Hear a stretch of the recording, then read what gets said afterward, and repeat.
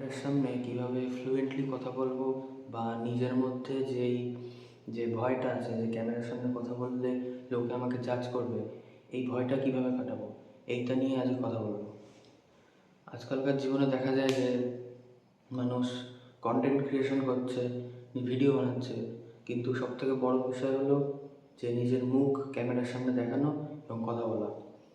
ক্যামেরায় কথা বলা অতটাও সোজা না, বিশেষ করে যারা বিগিনার তারা তো এই সমস্যাটা মুখে পড়বে যে কীভাবে বলবো, ক্যামেরার সামনে কথা কীভাবে বলবো, এইটা নিয়ে ওরা সবথেকে বেশি চিন্তা করে।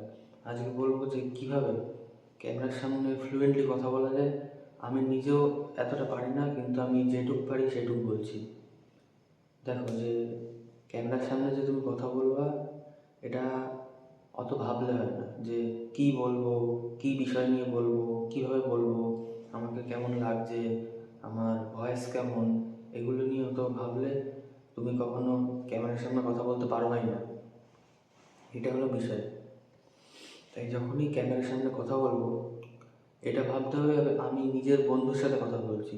নিজের বন্ধুর সাথে যেমন কথা বলে, কিরে কী ব্যাপার, ওরমভাবেই কথা বলতে হবে ক্যামেরার সামনে। ক্যামেরা আর তুমি একটা বন্ধু, এরা আলাদা কেউ না। তুমি ভাবো যে তুমি একটা লোকের সাথে কথা বলছো, পুরো দুনিয়া 100 জন দেখবে, এ করবে তা করবে, এই ভাবলে হবে না। তুমি একজনের সাথে কথা বলছো, এইভাবে কথা বলো ক্যামেরার সাথে। আর লোকে কি বলবে এটা কখনো ভেবো না। তুমি আজকেই শুরু করো বানানো, আজকেই তুমি বানানো শুরু করো, সেটা যে বিষয় নিয়ে হোক। তুমি আজকে ডেইলি লাইফে কী করলা, কালকে কী করবা, তোমার প্ল্যান কী, এগুলো নিয়েই কথা বলো। তারপরে যে ক্যামেরার সামনে যে ভয়টা, তাহলে ওটা সহজেই কেটে যাবে। কেন কি, আমরা যদি ডেইলি একটা করেও ভিডিও বানাই, তাহলে আমাদের মধ্যে যে ভয়টা, সেটা 1% হলে 1% করতে করতে সেটা কখন 100% পৌঁছে যাবে তুমি নিজেও জানো না। কেন কি, আজকালকার যুগে যে ক্যামেরার সামনে কথা বলতে না পারে, সে অনেক কিছুর থেকে পিছিয়ে আছে। ক্যামেরার সামনে ভালোভাবে কথা বলতে পারা আজকের জীবনে একটা খুব গুরুত্বপূর্ণ বিষয়। কেন কি, ক্যামেরার সামনেই দাঁড়িয়ে সব কিছু নির্ভর করে।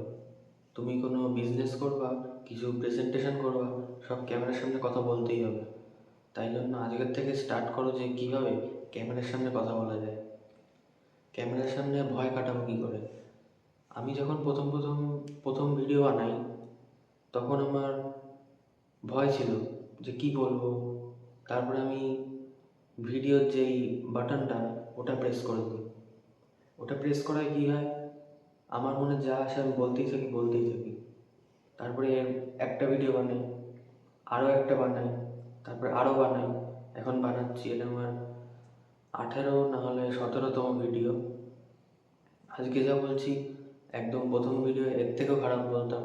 আমি বিশ্বাস করি যে আমি যদি এরকম ভিডিও বানাতে থাকি আজ পুরো মাসটা, আমি হয়তো বা কিছুটা 1% হলেও, 0.1% হলেও ইমপ্রুভ করবই। কেন কি, ডেলি যদি আমি একটা কাজ করতে থাকি, কনসিস্টেন্সি মেনটেন করে আমি যদি কাজ করতে থাকি, আমার ইমপ্রুভমেন্ট আসবেই।